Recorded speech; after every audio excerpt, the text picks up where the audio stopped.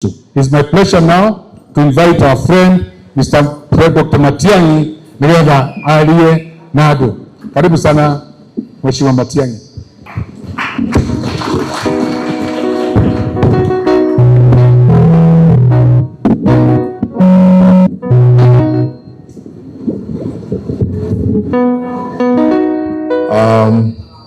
My Lord Bishop,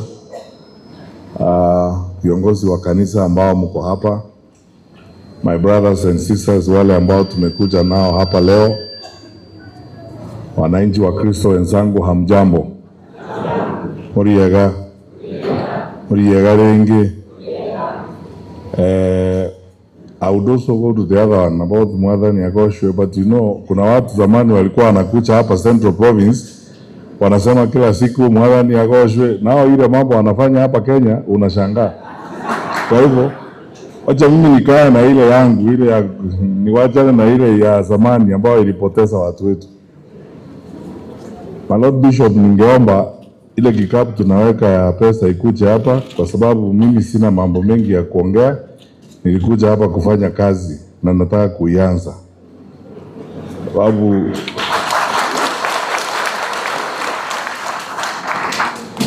lazima ukileta kikapu uwe tayari hapa na yule wa kunishikilia tuanze hiyo kazi lituleta hapa. Nataka kuwashukuru ndugu zangu. Kwanza Bwana Peter Kimari ambaye ametualika hapa. Hii ndio kanisa yako ya nyumbani. I am so happy to be in your church.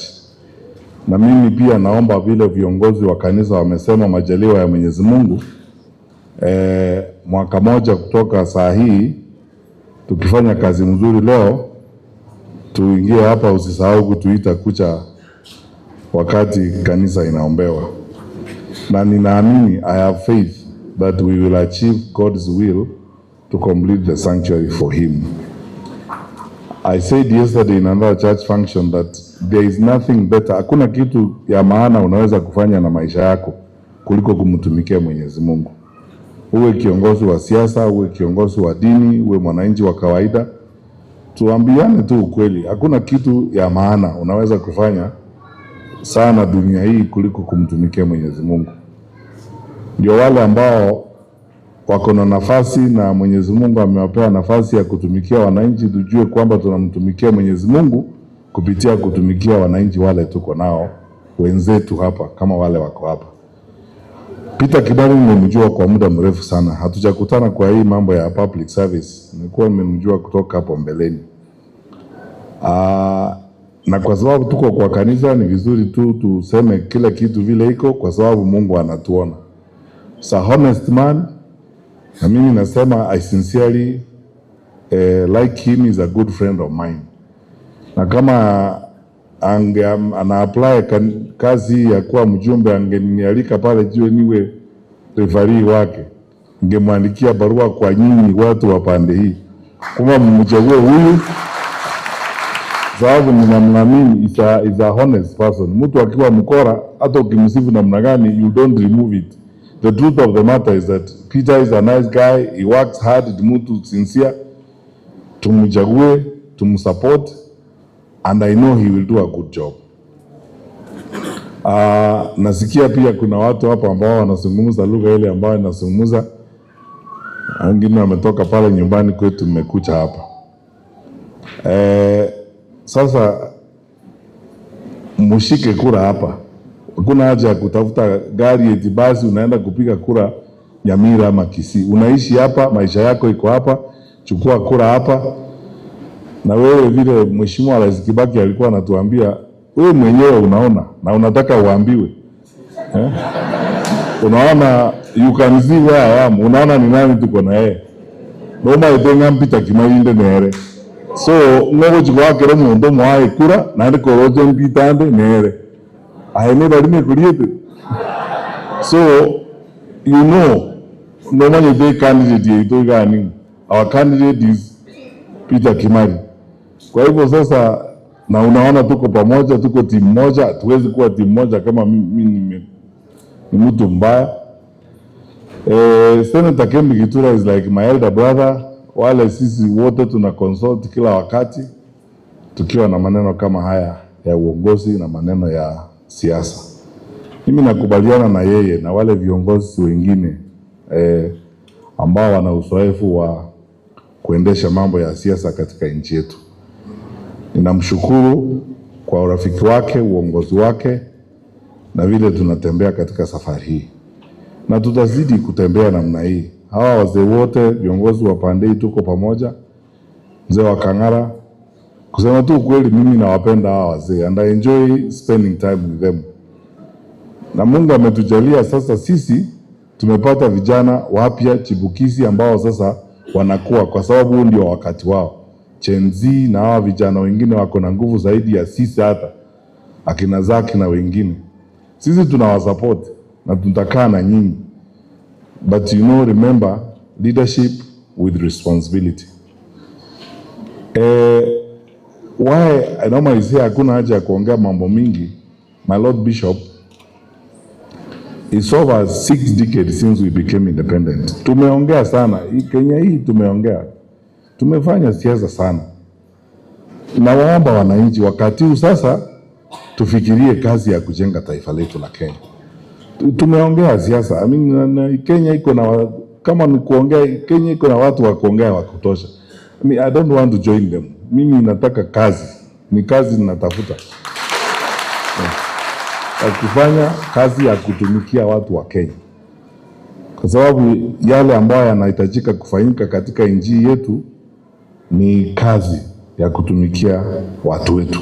Ukiona yale mambo ambayo yanaendelea saa hii inakushikitisha na saa ingine unashangaa. My Lord Bishop, I'm supposed to be in Mombasa now. But I have to be very honest as a public servant. Ningekuwa niwe Mombasa leo kwa sababu tuna rally huko ya United Opposition. I should have been with my colleagues Rigathi Gachagua, Mheshimiwa Kalonzo Musyoka, Mheshimiwa Eugene Wamalwa na wale wengine. Tuko na mkutano Mombasa leo. Tumekuwa kwa hii circuit ya kuongea pande hiyo na kupanga maneno ya wananchi wa pande hiyo ya Kenya. Lakini nilipima nikaona to embarrass, to frustrate, kuambia Peter Kimani kwamba siendi, nianze kutafuta excuse. Nikaona sawa tu, tuko wengi. Wale ndugu zangu watazungumza pale na mimi nizungumze hapa. Tuko timu moja. We can cover the country even if we are in various parts of the country. Hata tuko na timu yetu ya vijana chipukizi wale wengine ambao wako Kisumu leo kwa mkutano wa Linda Mwananchi sore. Najua mimi nazungumza Linda Mama kwa sababu hiyo ndio ilikuwa kazi yetu ya Jubilee. Sasa imepotea. Lakini msife moyo. Tarehe 11 August next year tukiingia tunaianza. Sawa, tunaendelea mbele. Kwa hivyo sisi sote tunataka nchi yetu iendelee mbele ikiwa mzuri. Sababu mambo mengine ambayo yanazungumzwa na yale ambayo yamefanyika hapa ni mambo ya aibu. Nimeona hata hiyo mambo Mheshimiwa Gloria Orobo alikuwa anazungumzia kwa mtandao. Yaani eti Kenya hii baada ya miaka 63 ya uhuru unahitaji visa kwenda Siaya. Tuwezi kwenda unywe chai ama uingie kwa mkahawa Siaya. Ti wanakuangalia hivi wanasema wewe siasa yako si yetu. Mimi sijui siasa ya mtu yote ameketi hapa. Mimi leo tumekuja kuomba Mwenyezi Mungu na kujenga kanisa. Na Kenya hii wale watu ambao walipigania uhuru wa Kenya hii wengine walipoteza maisha yao. They didn't live to see the independence they fought for. They did not fight for independence ili tuishi like fools. Eti utahitaji visa kuja hapa Murang'a. All our people here are our friends and so on. By the way, my Lord Bishop, the last time I checked, there are 13,000 voters in Kisii town ambao ni watu wa Central Province. 13,000. And actually, niseme tu ukweli, wakati nimekuwa kwa serikali as a minister, in planning development na mambo mengine ya pande ile yetu ya Kisii, I can give you the names, the list ya wale wazee tumekuwa tukifanya kazi na akina Mwangi who are doing business there, they are living there, they are fantastic people. Tumekuwa nao. When I was a student in Kisii High School, I had classmates of mine, while parents walikuwa nao pande ile, who are doing business, who are living there. That is the country that our forefathers fought for. Sio hii ushenzi unaona hapa, eti mtu anaambiwa you cannot enter kwa hii hoteli kwa sababu wewe ni kabila fulani. Mimi kama ningekuwa rais wa nchi hii saa hii, ningekuwa na aibu sana. I would be very embarrassed of myself that is how low my country has degenerated to in my leadership under my watch. Because I don't want to spend time criticizing, I also need to offer solutions. Mimi kama ningekuwa rais, unasema yule mzee alisema mimi ni no nonsense. Mimi kama ningekuwa rais, that kind of nonsense will not happen in my country. It can. Saa hii hao watu ambao wangekuwa wameokotwa wapelekwe kotini kesho Monday. Mkenya kuna haki kwenda kila mahali. Kama unataka kwenda kuegeza Loitoktok, kaa huko. Lodwa, enda. Sio ngazi ya Kenyan. Na mtu asithubutu kugusa mtu eti kwa sababu wewe, I mean, who chose to be born where you are born? Nani alichagua vile atazaliwa? Si ni Mwenyezi Mungu alitumba sisi wote. Hakuna siku nchi yetu we should generate that kind of foolish life. Eti tunakaa namna hiyo, unaambia mtu huwezi kucha hapa, eti wewe siasa yako iko namna hii, sijui nini namna hii. Hatuwezi kuchitawala namna hiyo. Lazima tuwe watu who are modern and are facing a modern country. You can even be in my house and we disagree with you. That's fine. We will have supper, wake up in the morning, go uende pige kura vile unataka na mimi pige vile ninataka na tuendelee na maisha yetu. That is the kind of country we want. What are we showing our children? Tunaonyesha watoto nini?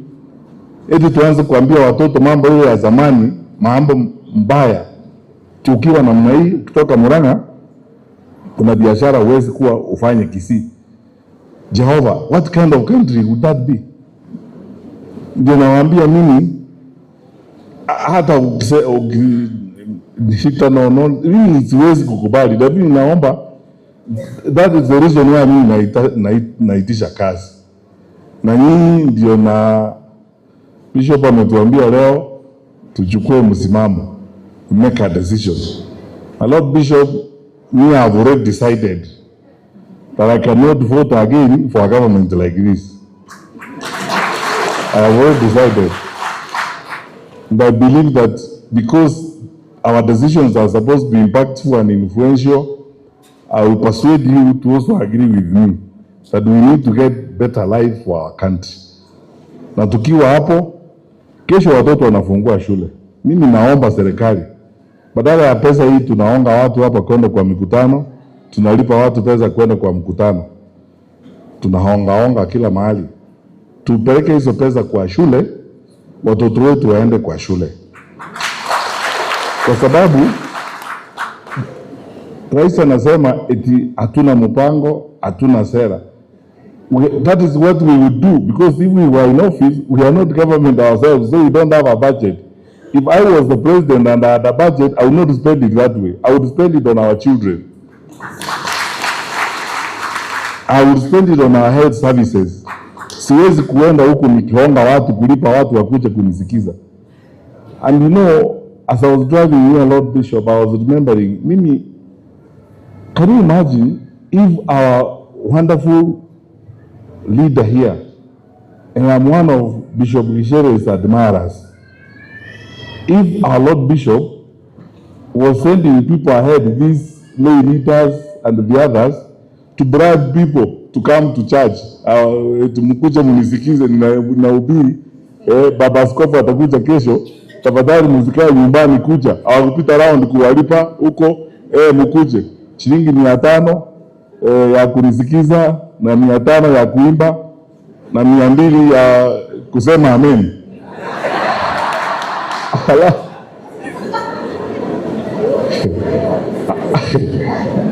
What? I mean, mimi nashangaa, people like President Kibaki must be turning in their graves. What kind of country have we become? Na ukifika mahali wewe mwenyewe kiongozi wa nchi eti unatumia mamilioni ya pesa kuonga watu namna hiyo, tuwakuje kukupigia makofi. unabeba wengine, unaweka round na microphone yako hivi ili wapige makofi hata kama hujasema kitu. So isn't it easier and less costly for the country for you to leave? Ili sasa nchi iendelee mbele na mambo mengine iendelee, watu wafanye kazi nyingine. Rafiki yangu, na nitatoa mchango wake hapa, alinipea rafiki yangu Ndindi Nyoro.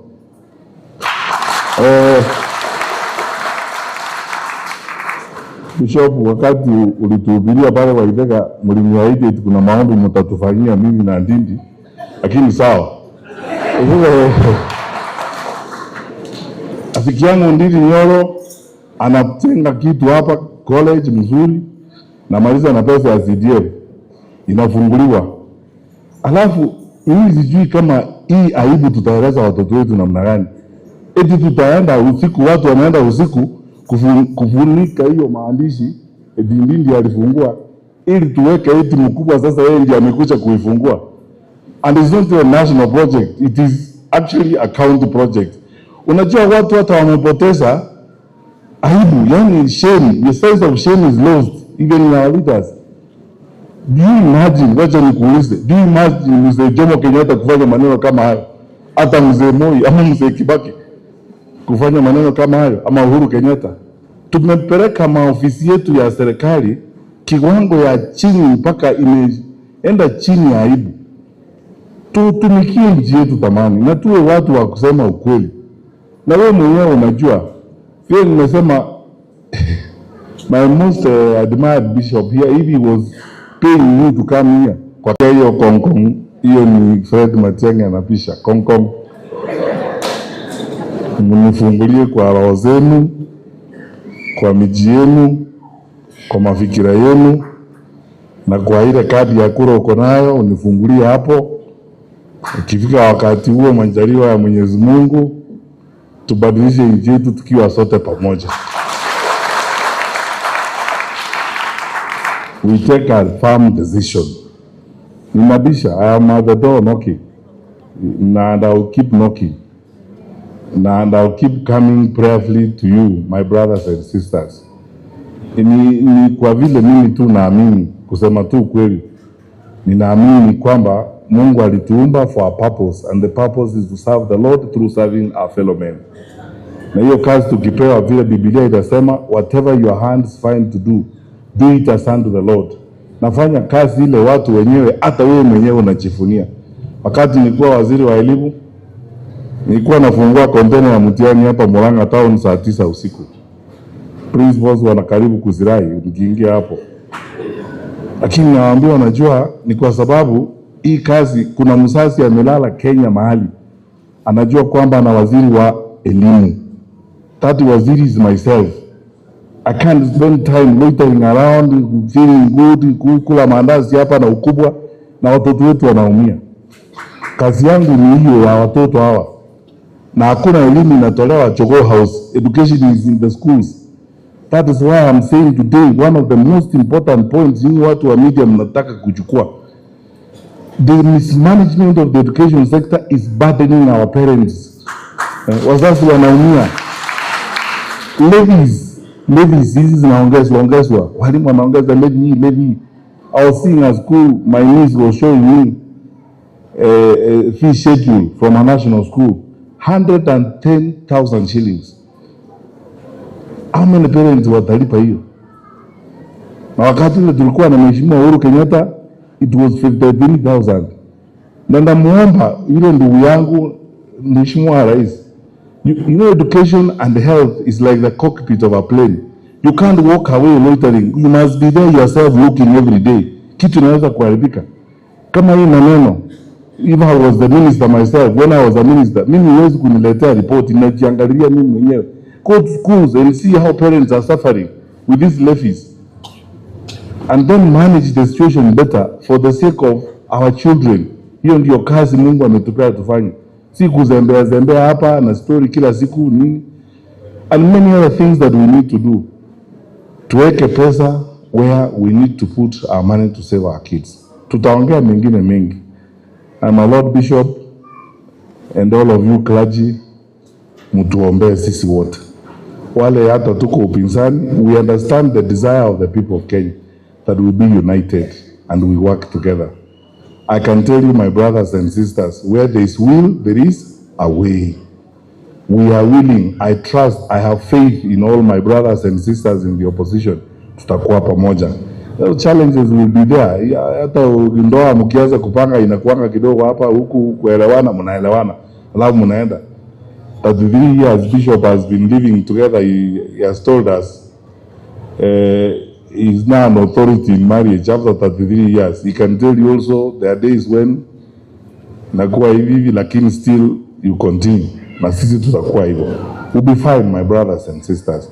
So ninawaomba mkirudi nyumbani mwambie kuna yule jamaa ambaye anapisha mlango alitutembelea leo, mukisikia hiyo kong kwa mlango anapisha, mumusikize, mumukaribishe, ni ndugu yetu. Tuungane na nyinyi pamoja tusaidie nchi yetu. Wananchi tumekubaliana na mtatuombea. Sasa ile kazi lituleta hapa kwa sababu tutaka kupiga story na wale wakubwa mlikuja hapa. Baada ya hiyo unajua nimekuja kuundua kwamba wanasiasa they quote the Bible more than the clergy. The difference is that the clergy practice, the politicians just recite the Bible. Lakini tafadhali be careful kwa sababu wananchi walifanywa namna hii 2022. Na watu walikuwa wanatembea hapa anabeba Biblia kubwa inaweza kumwangusha chini. Akifika kila mahali, mwadhani agoshwe, ungaime mwela, ngesho anaimba. Sasa leo ni story nyingine. Nchi inaporwa. Na hao ambao walikuwa wanasema mwadhani agoshwe siku hiyo. Sasa wacha tufanye. So I am ready, my Lord Bishop, as you guide me. Vile tutatoa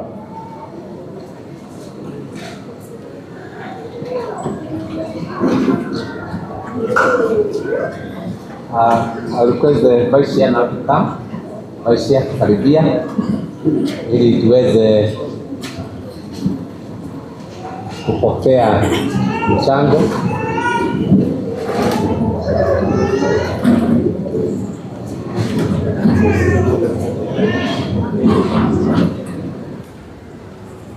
Tuanze na kamera.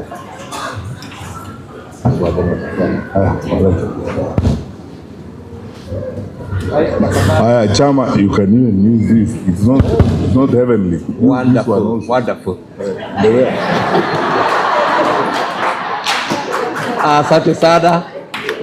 Hata kupata nafasi hii ya kuongea hapa ni Mungu. Tukataka kuanza na komiti ya kanisa hili la St. Peter's Kiganda. Kwa hivyo vile mmejitayarisha, tafadhali sasa tukuje ili mgeni wetu wa heshima apokee kile tuko nacho.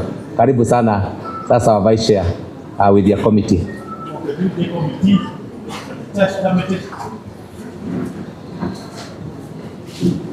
Kimaliza na komiti akija wazee wakija akina mama